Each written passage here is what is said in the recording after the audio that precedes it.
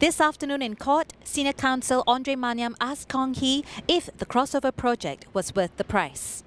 Kong replied, "On a big level, I have no doubt it was worth the price because of the impact and achievement for the Kingdom of God, where thousands of souls were saved and churches impacted and started as a result of the crossover."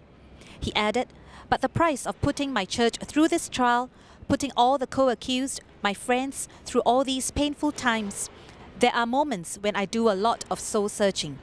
But I know we were not disobedient to the heavenly vision given by God to us." Both Maniam and Senior Counsel N. Srinivasan, representing Tan Yi Ping, took a similar line of questioning and asked Kong if he had conspired with his co-accused with the intention to cause wrongful loss to the church.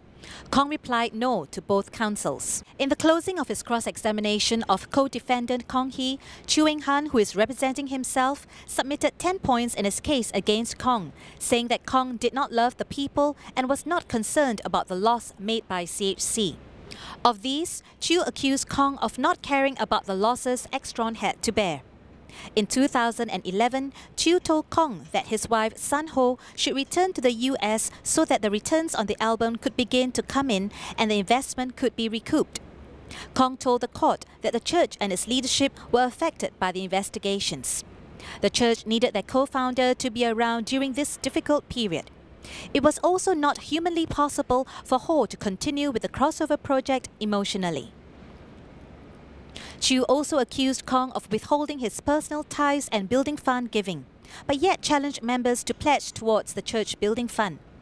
Kong refuted this, explaining that he did tithe into the main missions of the church, which was the crossover project. He also gave an offering to the building fund during the Arise and Build campaign.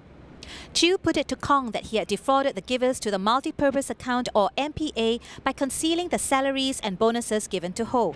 Kong disagreed. He explained that he kept this confidential because CHC does not reveal staff salaries and bonuses. The donors to the MPA had given the monies out of free will toward Kong and Ho's livelihood. Chew went on at great length to establish his involvement in the church's search for new worship premises. By the end of 2009, the church had the option of either tendering for the plot of land where the old Capitol building was located or acquiring shares into Suntec Singapore. Chew said that his preference was for the Capitol because rental costs were lower. He accused Kong of wanting to acquire any property regardless of costs so that he could appease the bloggers who were criticizing the church at that time. Kong disagreed, saying that the tender for the Capitol had to take into consideration construction costs, which were escalating during that period. Suntec Singapore was already built and it also afforded the church a bigger arena with better facilities. At the time of acquisition, there was no URA ruling that limited the use of a commercial property for religious purposes. Throughout his questioning of Kong, Chew sought to establish his state of mind at the relevant time of the charges. Senior Counsel N. Srinivasan pointed out that Chew did not address the charges but had made an attack on matters not relevant to the charge and matters not relevant to the mens rea that is required in the charge. In court today, the judge allowed the admission of a transcript of the recording of a 4.5-hour conversation between Kong, Ho, Chew and his wife Janet Chong.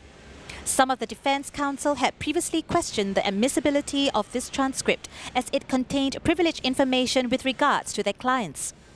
This recording was done by Chong without the knowledge of the other 3 parties and subsequently transcribed for Chew to present to the court.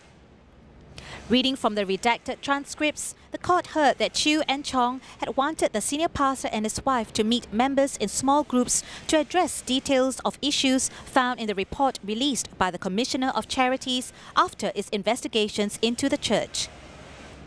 Kong, however, had concerns about the legal implications of doing so and whether it would be considered sub judice to discuss the case publicly. Defense counsels later requested for Chong to be absent from the rest of the court proceedings on the account that she was the maker of the recording and could potentially be called as a witness hereafter. Earlier this week, Chew tried to raise apparent inconsistencies between Kong's testimony last week about his wife Sun Ho's discomfort over the Asian reggae direction that producer Wyclef Jean was setting out to her. In a 2007 article featuring Ho and China Wine, Ho had said that China Wine was a breath of fresh air. In May that same year, Sun and her dancers had performed China Wine in church. Chu accused Kong of flipping and turning on his convictions. Kong countered that China Wine was just one song and Sun was totally comfortable with it. However, from one song to a dozen songs of the same genre, she felt that it was not a natural fit for her. Chu attempted to get Kong to admit that the CAD investigations had put him in fear. Kong replied that he was worried but not in fear, and that Chu should not mix up inactivity or having a quiet and subdued spirit to mean that we are in fear. To Chu's question if Kong was in fear when the CAD raided, Kong replied, "I was in shock. I was worried first for my family. I was worried for my church. But no, I was not in fear. I knew that God was in control and I just trusted in Him." DPP Christopher Ong began his cross-examination of Kong by establishing his role in CHC and his relationship with his co-defendants. Court will resume tomorrow at 9:30 a.m. For more information, log on to citynews.sg. I'm Sandy Yeo, City News, Singapore.